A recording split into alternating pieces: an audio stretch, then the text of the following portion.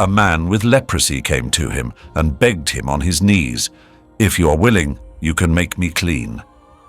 Jesus was indignant. He reached out his hand and touched the man.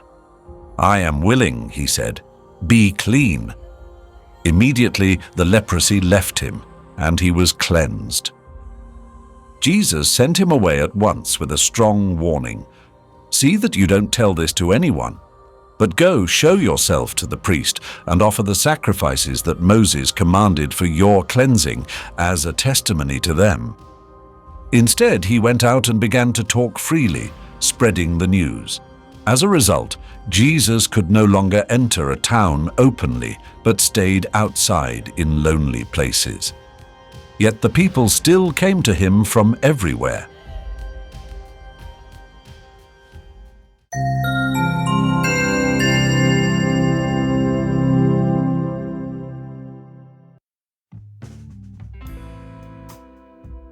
Today, let's explore the story of the leper who came to Jesus with such hope and faith that he was willing to cross all boundaries just to meet face to face with hope, with Jesus. Like the leper in the Gospel according to St. Mark, we live in a world full of boundaries and barriers. Often, these boundaries define not just geographical distances, but also those within our hearts. And though today, unlike in biblical times, we don't avoid people with leprosy, we certainly find other diseases that become pretexts for exclusion. It could be a different skin color, political beliefs, or even our views on ecological issues. These could be our modern-day leprosies. Jesus, full of compassion, does what others avoid. He touches the leper. If Jesus lived in our times, he would reach out not only to those who are excluded, but also to us. Immersed in our smartphones, with headphones on our ears, isolating us from another person's problems.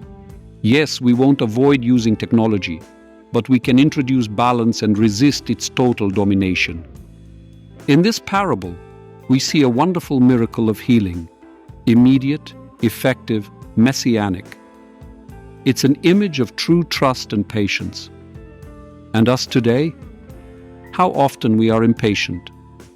We can wait for the delivery of our online order, but can we wait for God's action in our life? Do we lose patience too quickly when God doesn't answer our prayers with the speed of lightning? Jesus, by healing the leper, commands him, "Go and show yourself to the priests." This is not just an instruction, but a reminder of an important principle. True change requires verification and thereafter testimony. It's not enough to have an inner conviction of healing. Its transformation on the outside is also crucial. How human it is that the leper could not keep the healing to himself. Each of us has something of that leper, right? We experience something good, and we want to tell the whole world. Although Jesus told the healed man to keep silent, he could not withstand it. And us? Can we keep our tongues behind our teeth when necessary? Or are our tongues like wild horses on the prairie, galloping uncontrollably? Let this story be a reminder to us that in our globalized world, full of exclusions and divisions, there is still room for compassion, for a touch that heals, and for silence that speaks more than thousands of words. Let our hearts be full of love and patience. May Jesus touch our hearts and minds. Amen.